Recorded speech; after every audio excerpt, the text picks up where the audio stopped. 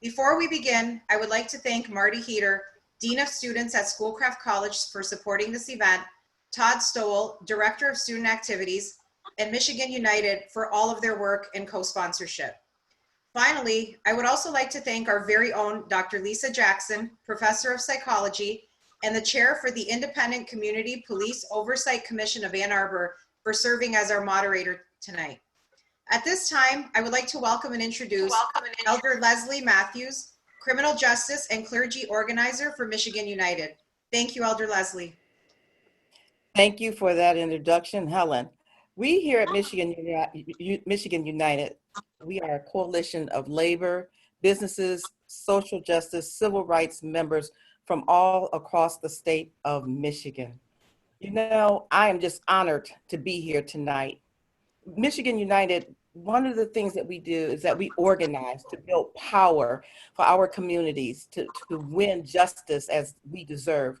We are working for the equitable and sustainable world that reflects our values of economic and racial justice. We believe each individual has the right to achieve their full human potential and to live with dignity. We believe that our government, our economy should provide for the common good and be accountable to all communities and not just the powerful. We believe in our compassionate obligation toward our neighbors, and we support their struggles toward fulfillment and liberation.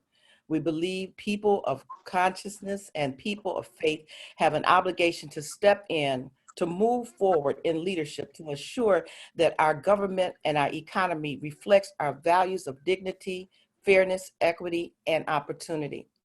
One of the things that I'm so excited about is the opportunity that we have this year to make a great change. I think that because of the current climate that we now find ourselves in, it's right in our face. And this is an opportunity to show up as human beings and to do the right thing. You know, I'm a political healer, and we believe that in political healing that we bring our personal traumas, our personal cultural traumas into the public arena, to bring it into the remembrance of everyone. So that we see today, that we're experiencing today with George Floyd and the other, I would call them murders at the hands of people that just should not be doing that. We have the opportunity to change some things. So I am extremely excited about the conversation that we are going to have tonight. Thank you on behalf of Michigan United. Thank you for this partnership, Schoolcraft College. Thank you, Elder Leslie. We're so excited to partner with you, and we're excited for the possibility of change as well. So Dr. Lorenzo Boyd, who is Associate Professor of Criminal Justice at the University of New Haven and the Director of the Center for Advanced Policing, is an expert in urban policing, criminal justice systems, and race and crime. Dr. Boyd served as a Deputy Sheriff in Suffolk County, Massachusetts, and currently serves as a police consultant. And in that capacity, he's worked in communities facing turmoil after officer-involved shootings in cities such as Ferguson, Missouri, and Baltimore, Maryland. He's also developed several 40-hour police training modules and promotional assessments for officers of ranks from patrol officer to assistant chief. He served as the president of the Academy of Criminal Justice Sciences from 2016 to 2017. Dr. Boyd has been published in several scholarly journals, including the Journal of Ethnicity and Criminal Justice, Race and Justice, and the Criminal Justice Policy Review. His research findings have explored the relationship between the crime experienced in a community and the severity of policing, as well as the relationship between the numbers of Black residents in a community and the likelihood of officers focusing on all types of crime. However, this is not an exhaustive list. Outside of policing, Dr. Boyd is the University of New Haven's Vice President for Diversity and Inclusion and the Chief Diversity Officer. Dr. Boyd received his Ph.D. in sociology from Northeastern University, a master's in applied sociology, and a bachelor's in sociology and political science from the University of Massachusetts, Boston. We'd like to welcome this nationally renowned expert on police community relations. Dr. Boyd, thank you so much for joining Michigan United, Schoolcraft College, and communities all across Southeastern Michigan.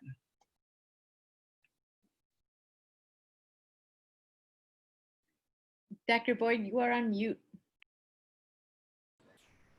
Thank you very much.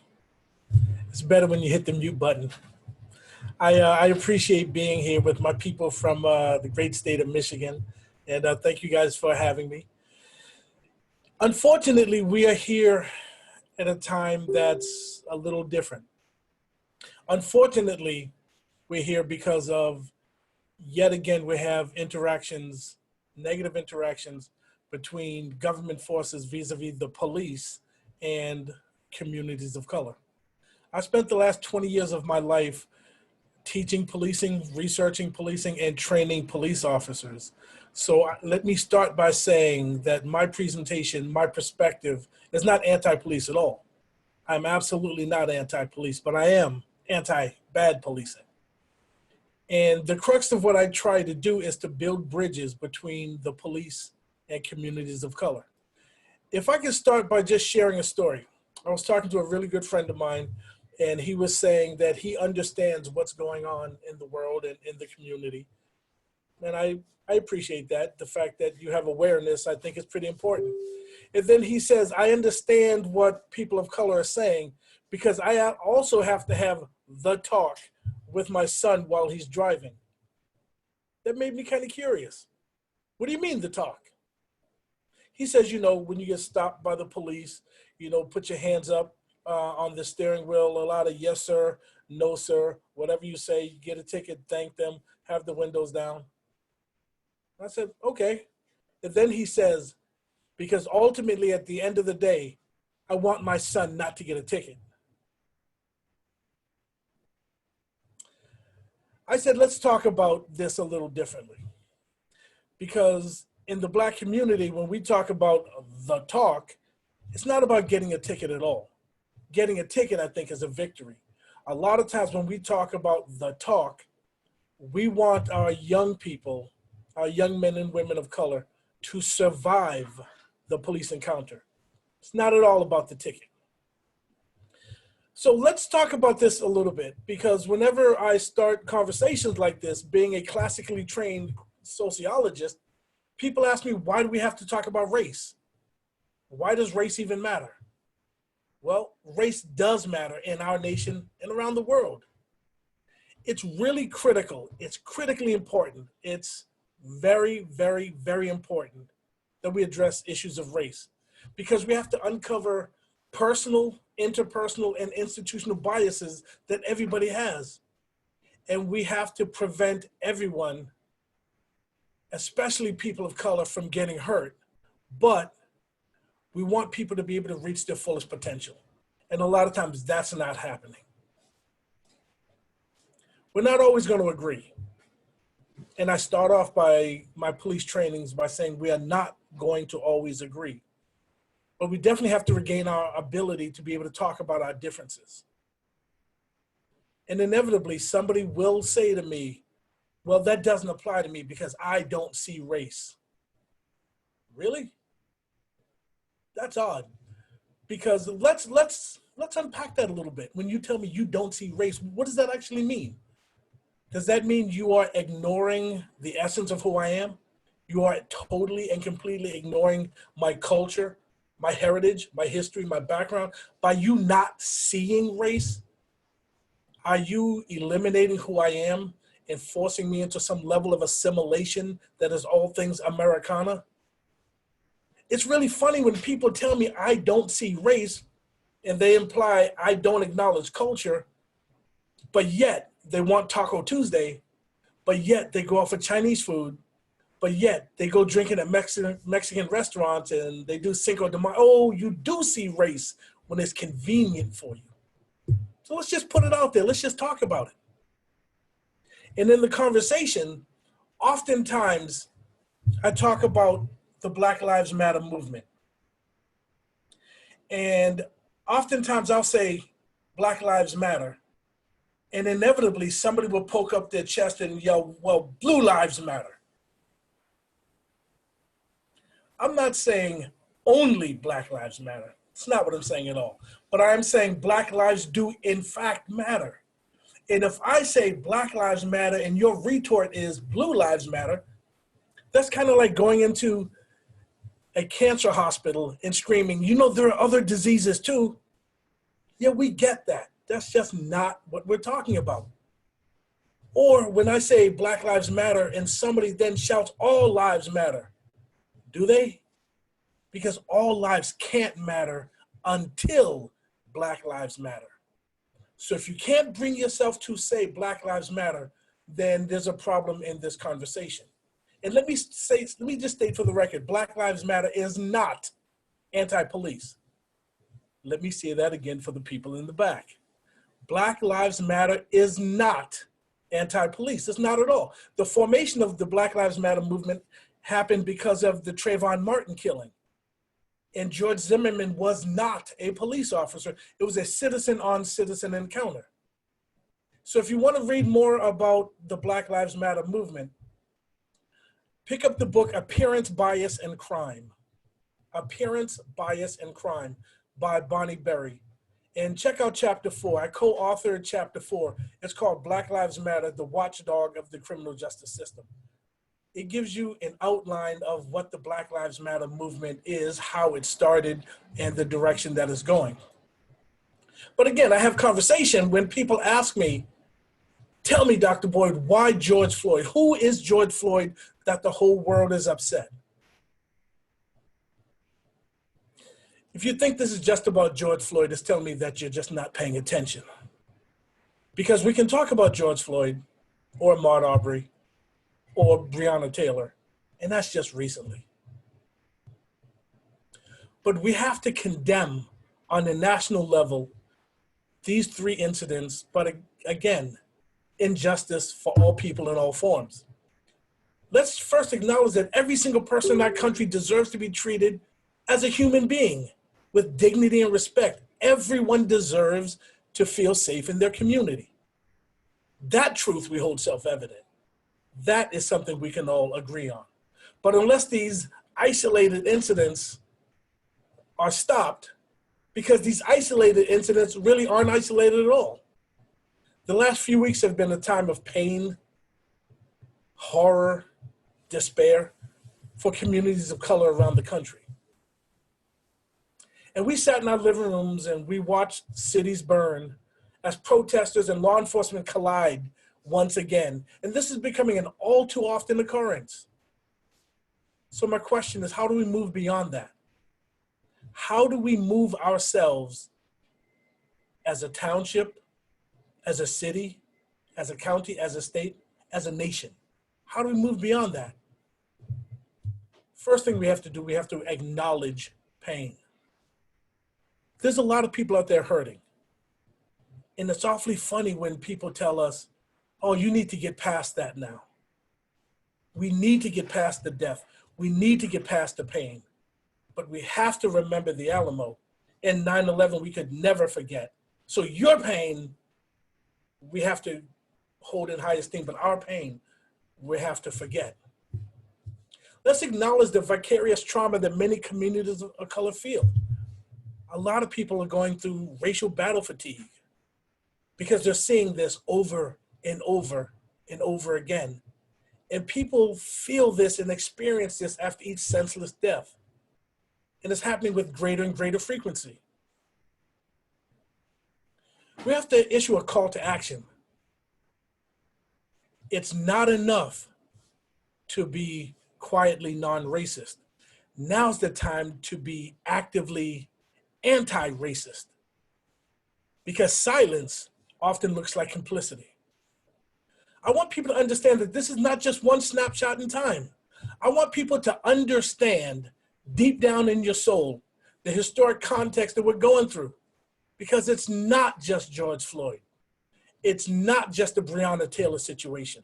It's not just Ahmaud Arbery or Michael Brown or Sandra Bland or Walter Scott or Tamir Rice or Laquan McDonald or Freddie Gray or Alton Sterling or Eric Garner or Philando Castile or Trayvon Martin. Wait, I've only gone 5 years and I only talked about the major cases that made the papers. There's a history of things that continue to happen over and over again, particularly in Black and brown communities. So people ask me to explain the the protests or to explain the riots. And as a sociologist, it's my job to help you understand human behavior, not to excuse it, but my job is to help you understand. Let's talk about this. Most people understand stages of grief. And there are 5 stages: denial, anger, bargaining, depression, acceptance. But what's happening is the Black community, every time we see Black pain, Black death over and over again, every time we open up social media, every time we open a newspaper, for those that still read newspapers, every time we turn on the news, we see it over and over and over again. And unfortunately, some of us actually get to physically see that with our own eyes. And we go through this vicarious trauma where the Black community doesn't have the luxury of experiencing post-traumatic stress disorder because we can never make it post the stress because we're constantly in it over and over again. And the Black community constantly goes through stages of grief where we start with denial. Man, I don't believe this happened again. And then there's the level of anger. And people want to mobilize, and then people go out and protest. And then there's the bargaining. All right, let's move past this. Let's see what we can do. Let's build bridges. But as soon as we get to stage 3, we can't even make it to depression or acceptance, because as soon as we get to stage 3, there's another senseless killing, many times at the hand of the police, so that pushes us back again. And unfortunately, the Black community many times are stuck in a perpetual stage of anger in their stage of grief. So people are protesting. They just want their voices to be heard. Martin Luther King Jr. said that protests are the language of the voiceless. This isn't a new incident. This thing keeps happening over and over again. And people have been complaining for generations about the relationship between communities of color and the police. And people say, well, you shouldn't riot. And then people say, your protesting is really inconvenient for me. But when Colin Kaepernick decided not to say a word, he took a solitary knee and put his head down, Americans lost their mind. So we can't quietly, peacefully protest by taking a knee. We can't protest by walking up and down the street with signs. The only thing left is the riot then that comes after. And this isn't new though, because I remember, I'm old enough to remember, I was in uniform when the Rodney King beating happened. And then Angelenos all over the city said, finally, we've got video proof of what's been happening for generations. And clearly the criminal justice system is now going to do something. And we saw what happened in Los Angeles. We saw the 4 officers were acquitted. And then the Rampart scandal in Los Angeles, where that scandal alone cost $125 million in lawsuits. So let's fast track to Baltimore. The Freddie Gray situation. People in Baltimore knew and were saying for generations how dirty Baltimore PD was. Are there good cops in Baltimore? Absolutely. But there's a significant amount of corruption in Baltimore PD. They've been saying it, they've been voting, they've been writing letters, they've been protesting, nobody cared. And there's so much corruption in Baltimore that Hollywood even captured it, because they did 2 TV series. They did Homicide, Life on the Street, and The Wire. That's how corrupt they are. But nobody cared. And then the Freddie Gray incident happened. The death of Freddie Gray. And then they protested, no one cared. And then they rioted and no one cared. But it wasn't until, do you remember that Tuesday night when CVS burned down? Once CVS burned down, the whole world started to watch, and the Department of Justice decided we need to take a look. So let's take a step back and look at that Freddie Gray situation. So when we first saw Freddie Gray, earlier that day, we have video of Freddie Gray riding a bicycle. I don't know if it was his bike. I don't know if it was stolen. I have no idea. But I do know he was propelling the bike under his own power. The next video we see, Freddie Gray is in police custody being dragged to the back of a transport van. That van drove around for 24 minutes, making 4 stops before they went back to the police station. And then in the back of the van, handcuffed, alone, when they got to the police station, they found out that Freddie Gray was hurt. They took him to the hospital. He ended up having a broken neck and a severed spine. So I was doing training in Baltimore one time, and I said, let's talk about the Freddie Gray situation for a second. I said, by a show of hands, how many people believe Freddie Gray committed suicide in the back of the van? Nobody. Which tells me somebody is liable for his death. When the police got prosecuted, the police then took action against the state's attorney. But let's look at that van for a second.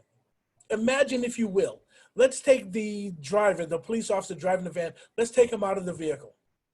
Let's get him out of his police uniform, and let's put him in a polo shirt and a pair of khaki pants. In the van, let's take the Baltimore PD police patch off the side of the door. And let's take the big giant blue stripe off the side. Let's paint that van yellow. Where the stripe was, let's write the word school bus. If everything was exactly the same, would the driver then be charged with the death of the kid in the back?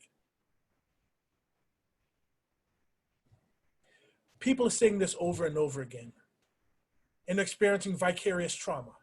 And then the bad police officers are often not taken to task. Remember, we just saw 2 weeks ago in Buffalo, New York, 2 members of the emergency response team shove a 75-year-old unarmed protester to the ground, cracked his head open, and then they stepped over him. Didn't even render aid. So when those 2 police officers were suspended, all 57 members of the emergency response team decided to resign their position on their SWAT team. They didn't quit the job. And then when these 2 officers were released from court, all 57 members were there cheering them on. Nobody said, you really shouldn't have pushed the guy. You really shouldn't have hurt the guy. You shouldn't have stepped over him. The fact that they stood up for him. So now we keep seeing this over and over and over again. We saw in Baltimore, a police officer was shot and killed, shot in the back of the head twice. Internal Affairs ruled that a suicide. Okay. When you dig deeper, we found out that that police officer, the very next morning, was supposed to testify against the gun unit for Baltimore PD. Coincidence? I think not. So now people are talking about the defund the police movement. What does that mean? Defund the police does not mean take all the money away and we want no police officers. That's not what it means at all. Because everybody in every community deserves to be protected. So they're not anti-police, but what they're saying is let's take some of the money out of the policing because upwards of 90% of policing is reactive. So let's take some of this reactive money and put it into proactive programs. So Eric Garcetti, the mayor of Los Angeles, decided he was going to put $250 million into proactive community issues. And of that $250 million, he took $150 million from LAPD. And people said, you're going to decimate the department by taking $150 million. No, not at all. Because the annual budget for LAPD is $1.8 billion. You think that's shocking? The budget for NYPD, New York City, $11 billion for that police department. So let's talk about that money. Generally between 80 and 85% of police budget is salary and benefits. And of that 80 to 85%, between 15 and 20% of that is overtime. So if you just take half of the overtime money and reinvest it to get rid of the reason you need overtime, doesn't that make sense? Because crime is not the problem, crime is symptomatic of much, much larger problems in society. So if we can take some of this money, reallocate it to stop some of the problems, we won't need as many people doing reactive policing. And then the police can go back to doing what they do, what most police officers love, engaging the community, because most police officers actually want to engage the community.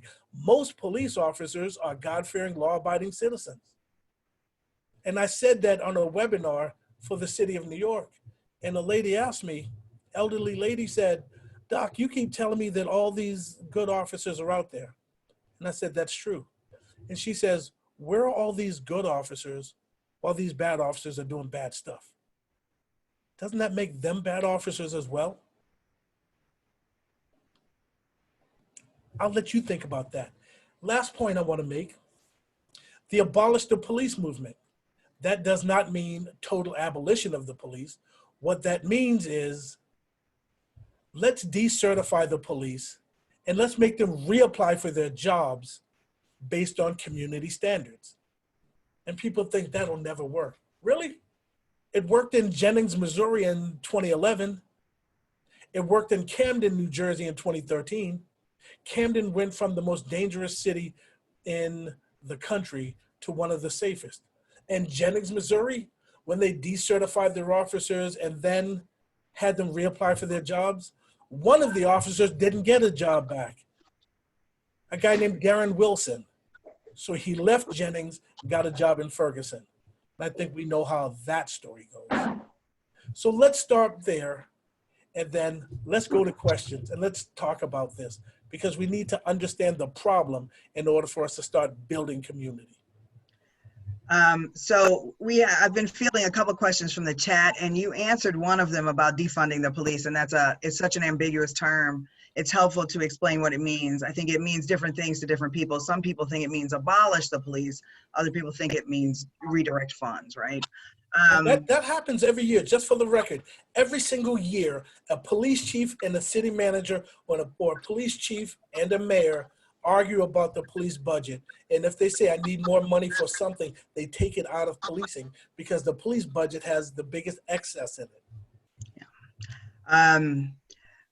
Can you talk about, so Schoolcraft College, the host of this, sits in Livonia, Michigan, and the police force in the city and the police force on campus have been predominantly white.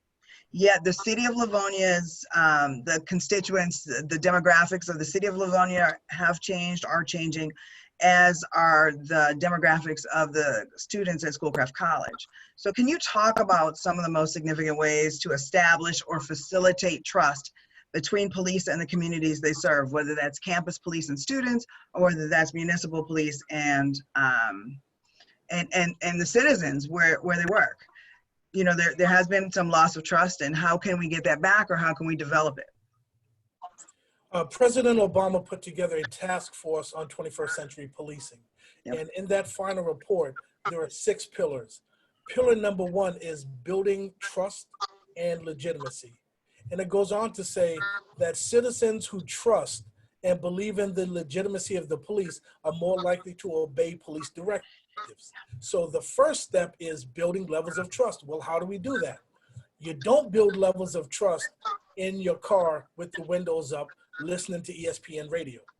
The way you build trust is being part of the community, because a good police officer solves problems before they become crimes.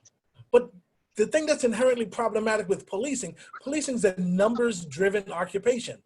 Because at the end of the day, they will ask, how many crimes were reported, how many arrests were made? That talks about how successful you were. The problem is, if a police officer spends his afternoon in a park talking to a bunch of young people, convincing them not to join a gang, convincing them to go back to school the next day, convincing them to listen to their parents, there's no real way to quantify that. Because we can't quantify the amount of crimes that didn't happen, or the amount of crimes that were prevented. So getting out into the community, being part of the community. And when I do police training, in my 8-hour training, usually the first 2 hours, I bring community members in, because I need community members and police officers to hear the same thing. I need to break down barriers. The key to understanding is lived experience. So the more police officers can understand the social mores or norms of a community, the easier it'll be for them. And the more citizens realize that most police officers aren't out to get you, but we train police wrong because we train the police to be warriors, when in actuality, we need to go back to training the police to be guardians. So the more we can get police and citizens to interact together, then we can start building trust. But it's a long process. You know, you talked about getting police officers to roll down their windows and get out of the car.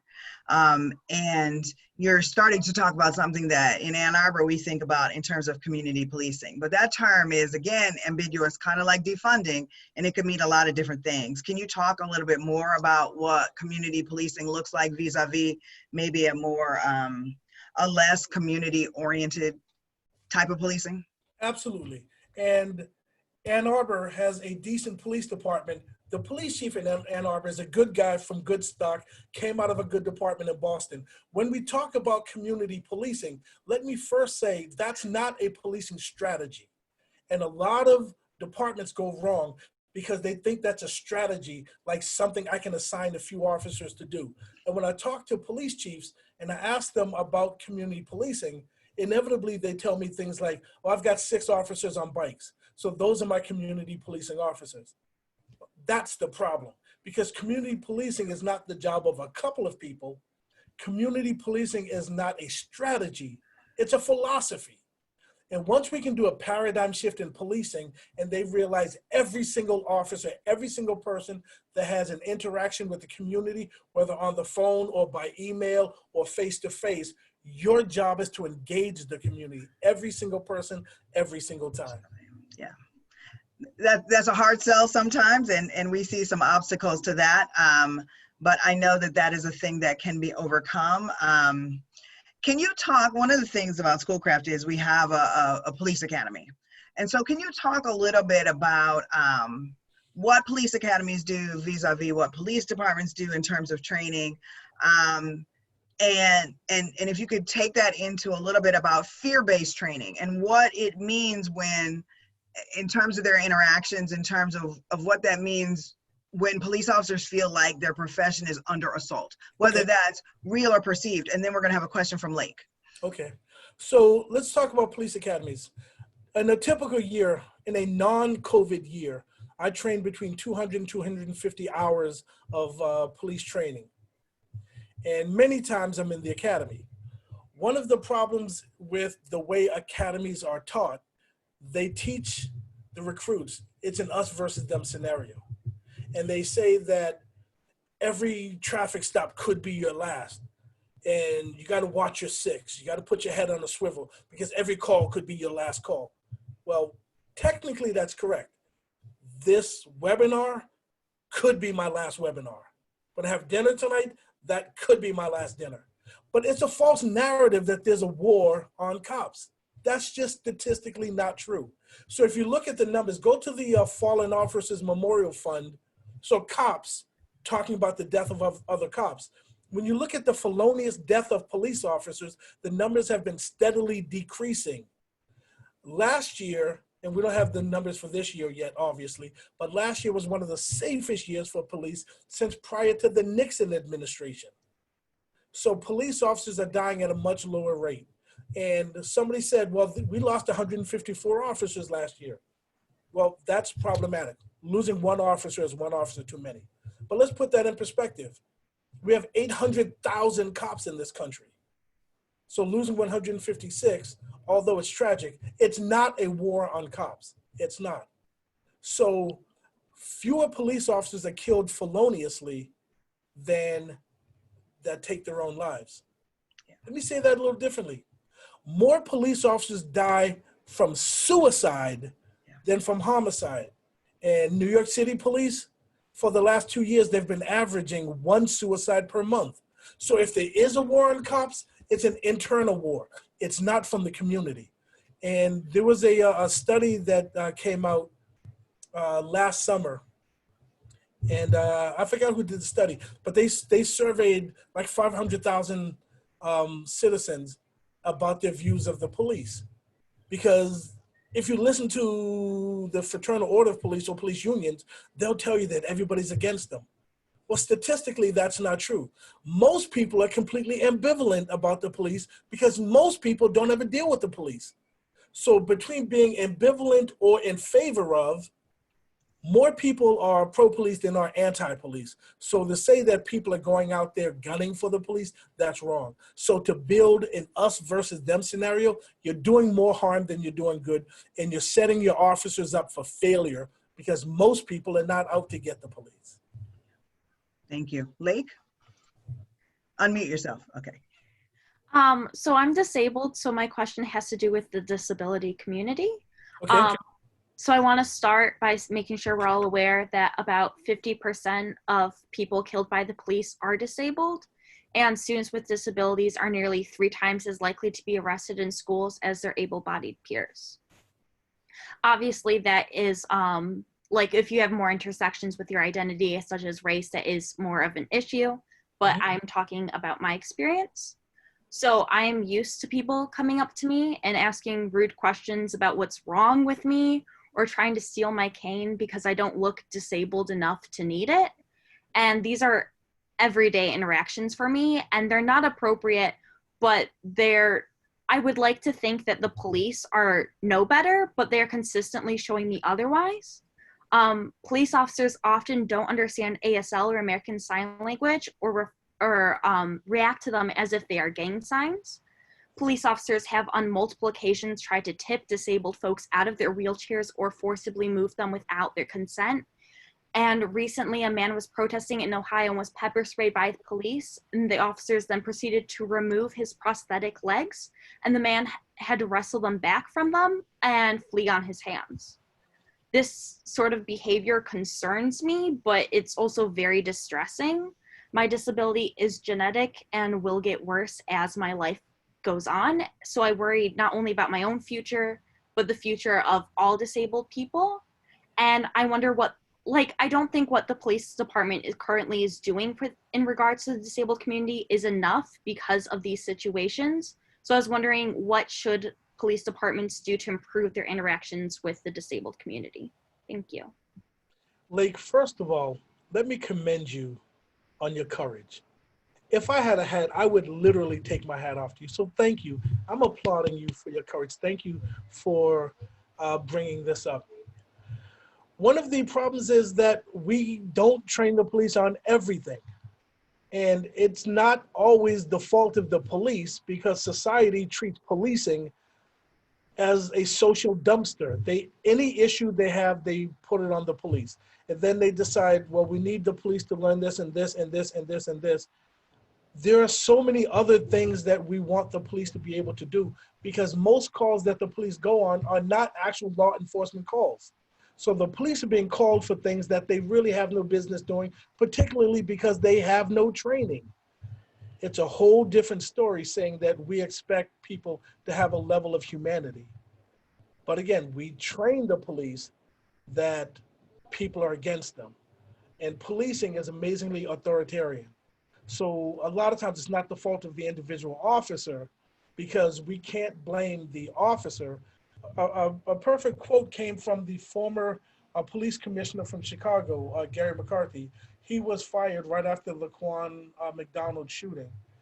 And he put it in really simple terms when they said the problem in policing is that the police are racist. And he said, the police aren't racist. It's not just that the police are racist. He said, America's racist. And the police are a function of that. So let's expand that now onto levels of accessibility. Most people in America don't understand people with different accessibility or different ability levels. They don't understand. So when you get police officers that come from communities that are ignorant to things that they should know, then they act inappropriately. And a lot of times, all it takes is a conversation. My guess is like, all you want is for someone to talk to you as opposed to making judgments about you or acting because they think they know.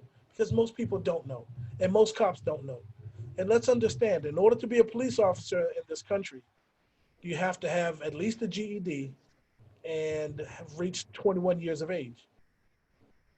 Well, our Psychology 101 class tells us that the human brain doesn't even stop developing till 25.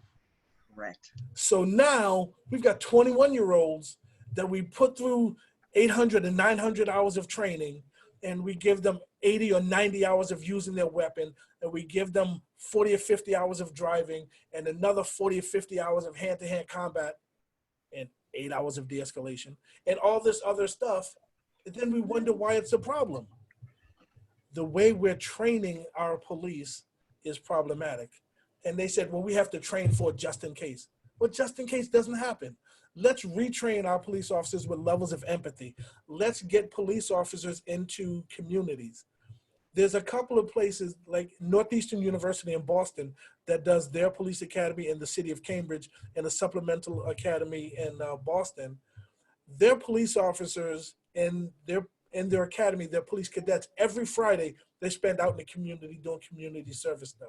So by the time they get out of the academy, they spend every Friday for 5 months dealing with community members, being part of homeless shelters, helping out all these other places. So now these people don't seem strange to them. They seem like community members.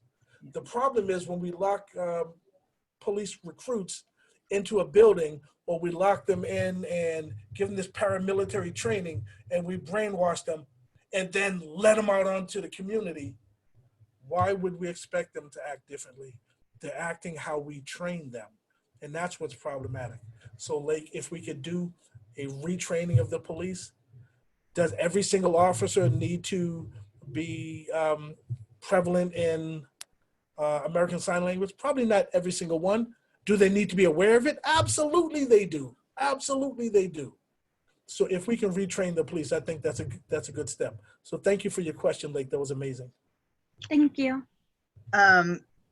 We've got another question. Catrice has brought up a point to us, and in maybe about 4 or 5 days ago, our state attorney general is asking for some changes to our Commission on Law Enforcement Standards. And one of the things that she suggested is that officers should forfeit their retirement benefits if they're convicted of a felony. We know that many officers are not tried, and certainly very few are convicted of felonies, but people are thinking about deterrence maybe to some behavior. Obviously, we should be prepping police for the actual experiences they will have. But in the event that things go south, people are thinking about, kinds of things that might deter them. You might lose your pension if you do this. And Catrice, I think you had a question along those lines as well. Unmute yourself.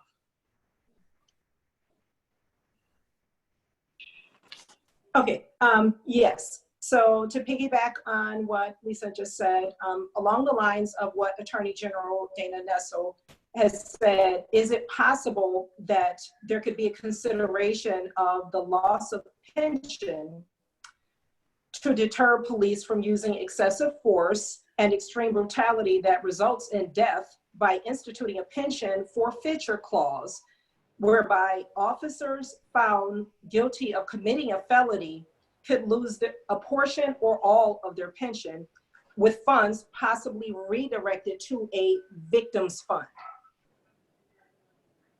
Wow, you Schoolcraft folks ask excellent questions. That's amazing. Well, I have a couple of different answers for that. One, based on the jurisdiction or the community standards will determine whether or not that's effective. Two, most police officers don't start thinking about their pension until they get into their 50s. So many of them, typical 25-year-old, when I was told that I needed to contribute into a 401k when I was 25, I'm like, 50? That's like a million years from now. Now that I'm 50, I'm thinking, yeah, maybe I should have done that. So a lot of young officers don't even, I think, care a whole lot about their retirements. The other answer to that is, what you're getting at is a general deterrence theory. So now we can debate whether or not general deterrence actually works, because you're asking people to make rational decisions in very irrational emotional times. So the question, why do cops do bad things? Much in the same way that regular people do bad stuff, because they don't think they're going to get caught.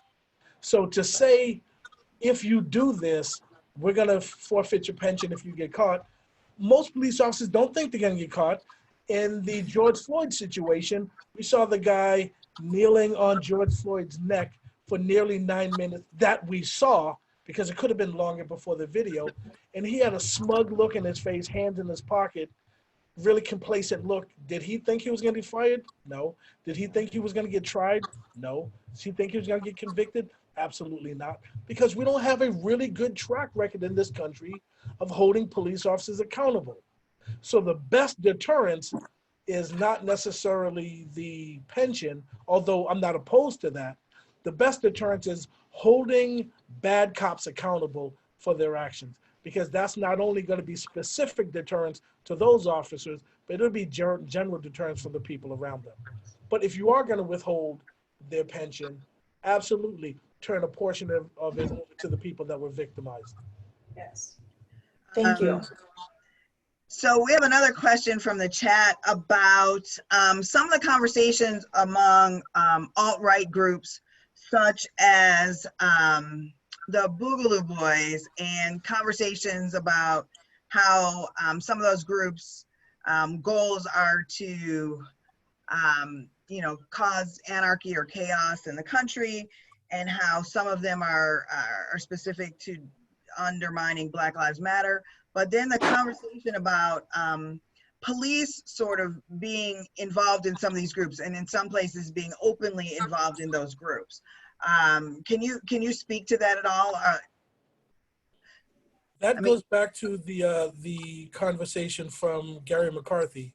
The level of racism in the country does show up in policing. And unfortunately, because a lot of these groups tend to be authoritarian groups, and policing itself tends to be authoritarian. So having a police officer in a group like that, to me, wouldn't seem strange. Most officers, I'm sure, aren't, but having officers in that group kind of seems a little redundant, because it's a level of authoritarianism that they strive for anyway. So does it happen? The one thing I did notice, because the riots and the protests that happened during the George Floyd situation, I spent a lot of time not only watching the national news feed, but I was watching social media. I was on IG, I was on Facebook, I was on Twitter, and I'm watching the things that happen. And the one thing that I noticed in talking to Willie Gross, the police commissioner in Boston, a lot of the people that are out protesting during the day, when it's time for the curfew, the vast majority of them leave. And then you see a whole nother group of people coming in under the cloak of darkness. Yeah. And they're the ones that are wreaking havoc. They tend not to be the protesters. So it really irritates me when people use protesters and rioters interchangeably, because many times those aren't the same people. And then in Boston, we found out that more than 50% of the people that were arrested for rioting not only did not have a Boston address, many of them weren't even from Massachusetts. So these were people coming in from other areas to wreak havoc. And the one thing, pay attention, a lot of the people from Antifa were dressed in all black in the black mask. And what they'll do is they'll hold a Black Lives Matter sign as they wreak havoc. One of the things we saw in Minneapolis, that there was a tall, muscular white male with a military grade mask on, with a hammer breaking out the windows of AutoZone. And then he wrote Black Lives Matter on one wall, and then on the opposite wall, he wrote free expletive. And then he disappeared. So other people saw that the windows were broken and there was stuff, so they went in. So there are also people coming in agitating under the cloak of we're part of Black Lives Matter, but they're not. And be careful, because everyone that carries the Black Lives Matter sign is not part of Black Lives Matter. And the example I want to use is I can stand in my garage all day long. That doesn't make me a BMW. We saw that in Detroit, actually, where you could see almost a changing of the guard from people who were peacefully protesting with children. And then at night, you would see a very different element coming in and sort of doing property destruction. And a lot of times in the media, there wasn't a distinction between who those groups were. And so I think one of the things that's been problematic for some protesters is that there's an overemphasis on riots and talking about riots. when by and large, most of the protesting has been peaceful and congenial, and then you do have some people who are doing property destruction, which seems to get a lot of attention. We've got another, if you could talk a little bit more about community policing. And so one of the things I think all municipalities are facing this year is it's going to be huge revenue shortages, right? So businesses are shut down, they're not paying taxes. City budgets are going to be slashed everywhere across the board in most municipalities, from wealthy ones to big urban metro areas. And so can you talk a little bit more about community policing? And so one of the things I talk about is it doesn't have to be more expensive to do that, but you are an expert in this. And so if you could talk about people asking for change, demanding change, moving for change, litigating for change, and in an environment where resources are scarce. Well, Doc, let me tell you, community policing is absolutely not more expensive than traditional policing. It's the exact opposite. Community policing is cheaper because it yields a higher result. Because what happens in traditional policing, upwards of 90% of policing is reactive. So people are driving around and waiting for you to call 911. Then they'll show up at a scene. They start mean grilling people and decide if they're going to arrest somebody who may or may not have been the person involved. Community policing tries to solve problems before they become crimes. Community policing says that now that I'm part of the community, I've got eyes and ears in the community that's going to tell me when stuff is going on so we can predict elements of crime. But community policing in and of itself doesn't just start in a vacuum.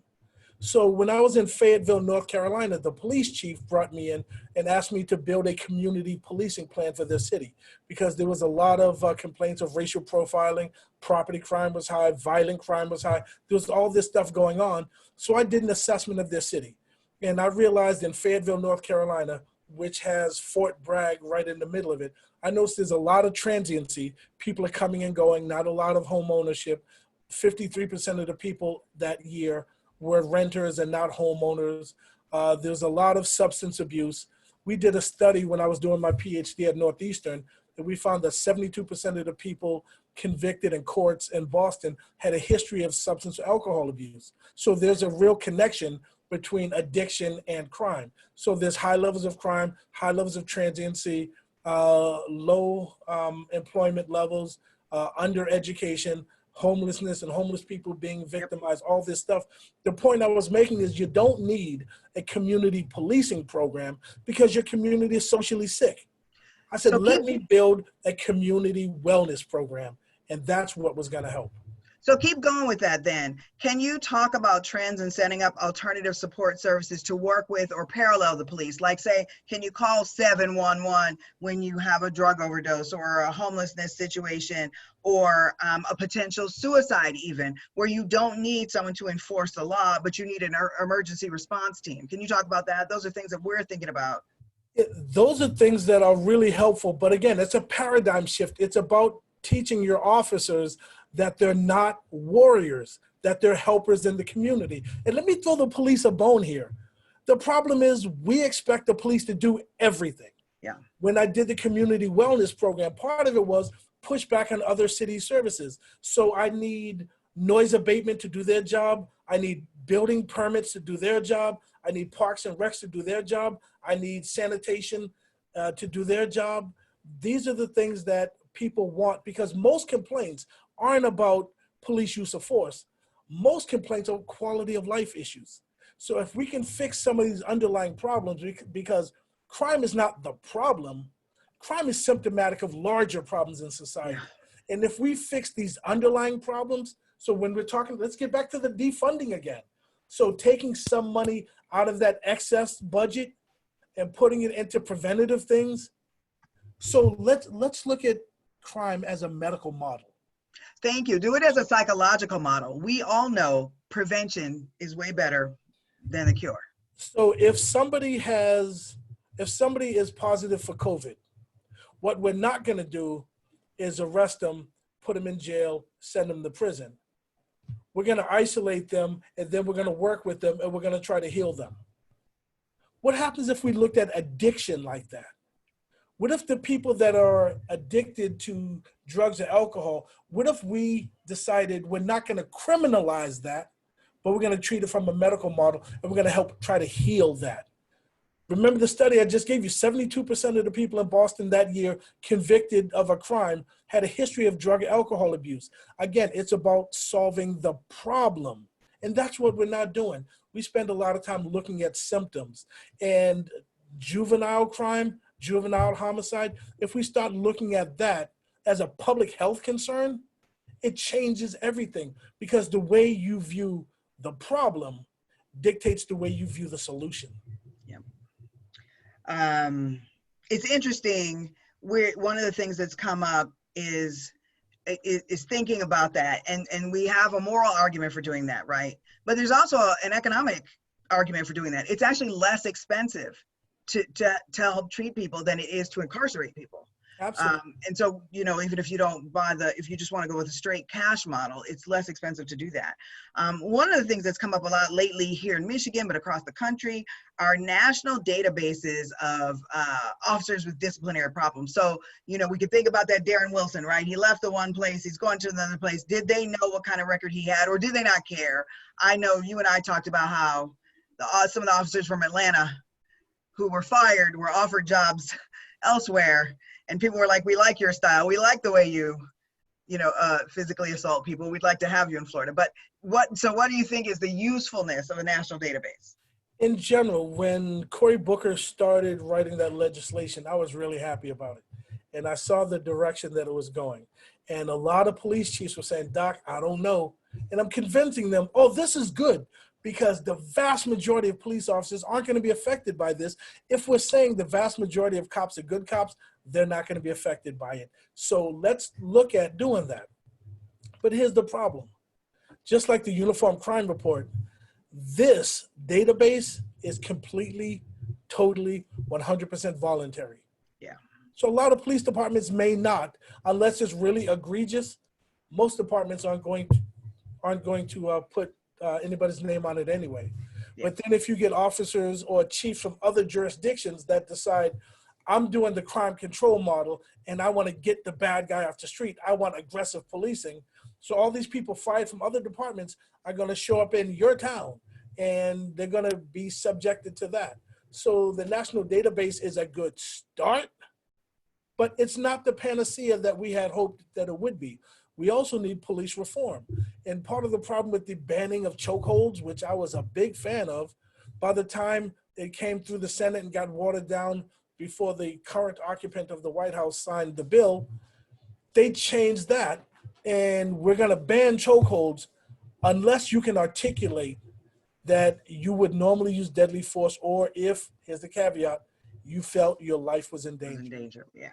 And the problem is, a lot of officers are being taught, if you discharge your weapon, you must say you feared for your life, which is really funny, because in the Rayshard Brooks case, in the Walter Scott case, we heard both times, I feared for my life. So what was your answer? I put bullets in the back of somebody running away.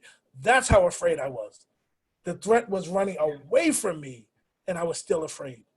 Yeah. But here's my thought to that. If you got a bunch of officers that have a lot of uses of force, you need to pull them in. You need to have a talk with them. You may need to do a psych assessment. And if you have a lot of officers that tell you that they are afraid, they're probably not good for your community. You may want to go ahead and pull them off the street. You may want to do retraining. And I'm not saying throw them away, because as a sociologist, I think everything's a teachable moment, but you need to not only retrain, but re-educate. So let me say this. In the Center for Advanced Policing at the University of New Haven, we don't just try to build a better cop. What we do is we take citizens and we impart them with levels of empathy. We teach them critical thinking skills. Yeah. We teach them how to use discretion. We give them de-escalation and mediation skills. So we're not trying to just build a better cop. We're trying to build a better person and usher them into policing. So if we do that, I think we've got a chance of moving the needle. So we have a couple more questions, and if you guys are willing to stay with us, Dr. Boyd has agreed to hang out with us till about 8:15 or so. I think Helen has a question, and then we've got another question in the chat. Hi, Dr. Boyd. Hi, Helen. Hi.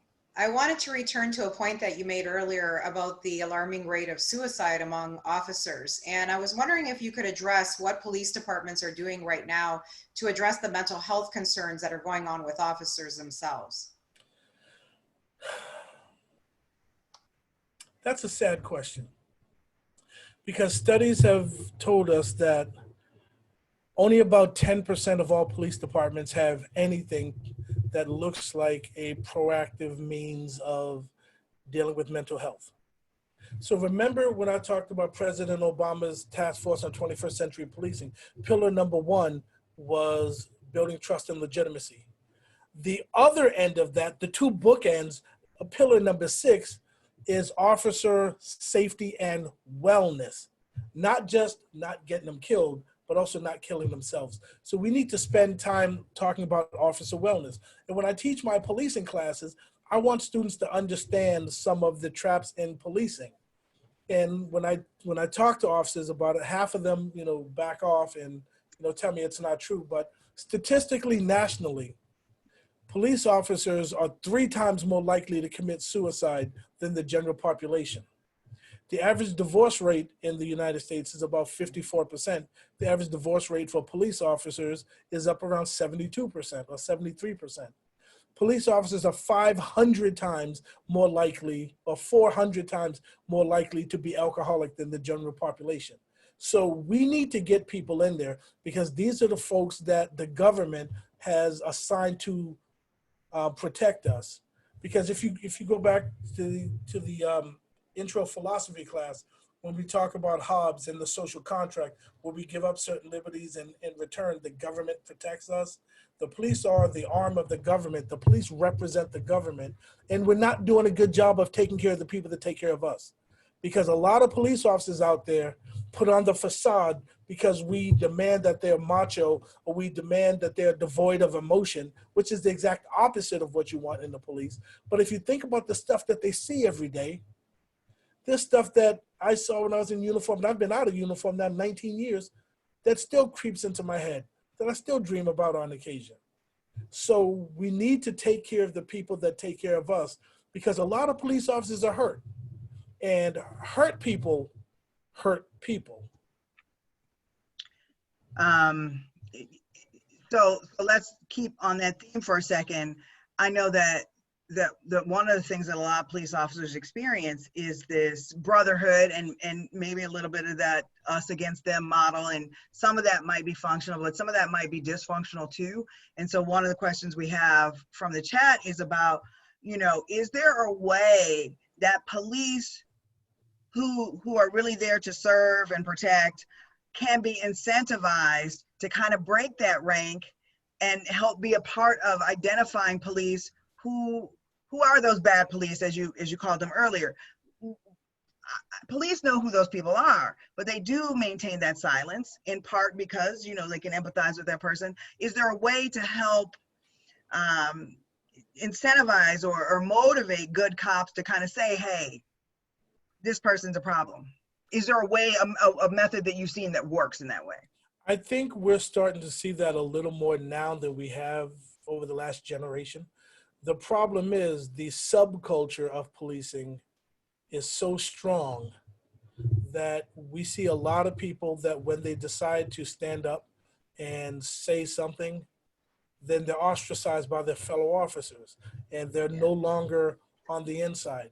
And I was having conversations with people since COVID, at least 3 or 4 officers that said when they stood up to stop an officer from choking, that they got reprimanded. There's a woman in New York that got fired from her job. There's a lot of people who say that I stood up to stop people from doing something violent. And then when I got back, their lockers were ripped open, their clothes were messed up, their tires were flattened. So policing is a real subculture. There's a lot of good men and women that try to do the right thing, but a lot of times they're afraid to stand up because there's a lot of bad stuff. You remember the story I told you not long ago about the black police officer in Baltimore that was shot in the back of the head twice. The next day, he was testifying in court against another unit in his city. Yeah. So the problem is the level of graft and the level of corruption that permeates policing. And it's not a one bad apple thing. It's the way we train the police that's problematic. So we would need to do a fresh restart. Just like the old Xbox, when you're not winning, you hit the button and restart it. I know I'm showing my age now, but we need to do that. And it does work because we saw it in Jennings, Missouri. We saw it in Camden, New Jersey. We can do that. We just have to have the power of our conviction to do that, because there needs to be a release valve to get bad cops out, because bad cops make good cops look bad, and bad cops make people distrust all of policing. Yeah, we, the police force in Ann Arbor is relatively small compared to these major metro areas that you're talking about. And so, we feel like maybe we've got a shot at kind of some people saying that, and our professional standards department has been pretty good about kind of catching these people. But one of the things we're up against, though, one of the things we see nationally are the impact of police unions. And so even when the police chief says this person needs to be fired, the police union in about 5 seconds is fighting to get that person's job back. And we had a person in Ann Arbor who was fired for doing something problematic in Florida. They didn't discover it till he was on the job in Ann Arbor. And even though the police chief was clear, the district attorney was clear, they could never use this person's testimony, the union was trying to get his job back and saying, hey, he didn't do that in Ann Arbor. He did that in, Florida. So it's a tough thing. Police unions are very, very strong. And full disclosure, I'm a huge fan of organized labor. And I was a shop steward in my union for a long time. I negotiated contracts in my union for a long time. But I also see not only do unions protect good cops who make mistakes, they also protect bad cops. And a lot of times the city manager, the mayor, the police chief feel there's nothing they can do, because when they reprimand them, then there's a grievance, and a lot of times they will win. The way to handle that is with the CBA, with the collective bargaining agreement. When the contract ends and they're trying to renegotiate a contract, that's when you got them. And that's when you get to say, we need to make real change. The flip side of that is we need the legislature to change some of the laws. We have to have prosecutors willing to prosecute bad cops.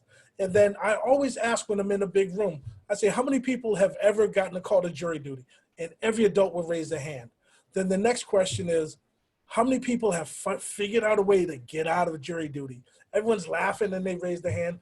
That's why we can't convict bad people, because good people refusing to do jury duty. Good people refusing to vote and elect good people in the legislature. Good people refusing to elect good prosecutors. That's part of the problem. Because when you're quiet, you're part of the problem. Remember what I said earlier, silence looks like complicity. So let's keep talking about those good people. Can you talk about maybe how communities can leverage their diverse citizens by engaging them in community relations committees where they're involved in recruitment, selection, onboarding, educating officers about cultural differences and racism? That question comes to us from the chat from an organization that is expert in that and probably could be engaged to do that. But how do you make inroads and say, hey, police department, we really actually don't have any bad intention, but we really like to be a part of, contributing significantly to what you do? I'm a big fan of citizen oversight in policing. Well, me too. I didn't understand what that meant when I was on the job, but the last 20 years that I spent in policing, I understand that citizen oversight is good. It helps the police. It helps get some of the minor infractions away from internal affairs so they can work on the major infractions. But it also is a checks and balances system when done right. Unfortunately, there are some jurisdictions, and I don't know any off the top of my head, there are some jurisdictions that there are political appointees that they put on it, everybody's pro-police, and wink, wink, nod, nod, they look the other way. Or a bunch of former cops. And then they say, well, you've never been a cop, so you can never judge the police. Welcome to my life. I don't have to have been in uniform. I don't have to have gone through a police academy to realize kneeling on a human's neck is inherently wrong. I don't have to have that training. There are some truths that we hold self-evident that there are some things you really shouldn't do. So if we can have some level of community oversight, but I want these community members trained. I want them to go through some sort of basic academy so they can understand what the police are doing. They can understand levels of use of force. And there's no way you can tell me, I don't care what the person did, when somebody's handcuffed and prone, that you then increase your level of force. There's no justification for that. And if I may borrow a quote from Johnny Cochran in his final summation from the OJ trial, who polices the police? You police the police, because we've seen time and time again that that doesn't happen. Now remember, the officer that I told you that was shot in the back of the head, internal affairs ruled that a suicide.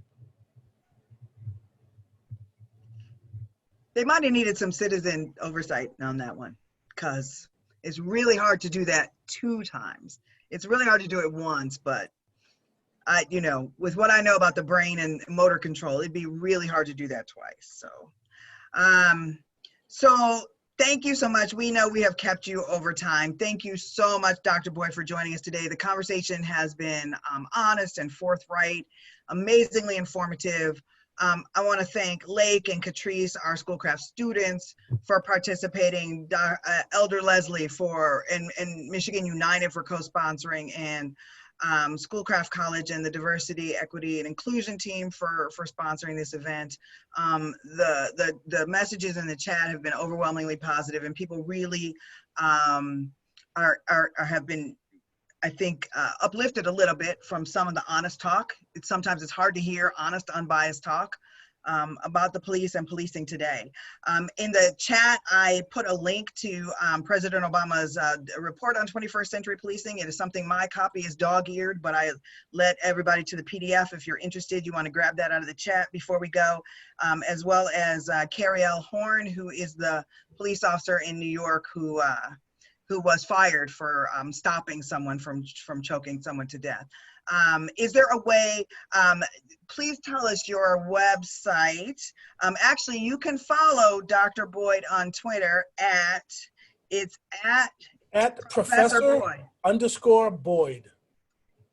And if you go to my University of New Haven website, just do a search for Boyd.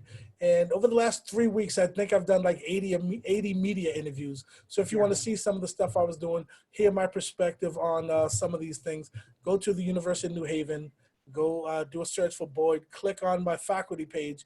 My email address is there. Don't call my office. We're not on campus. But if you want to email me, feel free.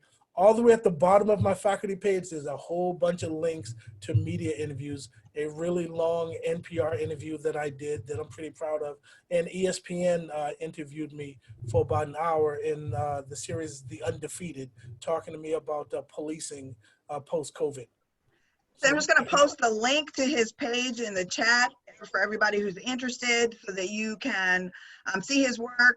The media team at the University of New Haven is really good about updating it, and so you can see him on all kinds of news outlets, and he's got a wide variety of talks and lots of good stuff out there, as well as links to his journal articles, so you can dig into those too.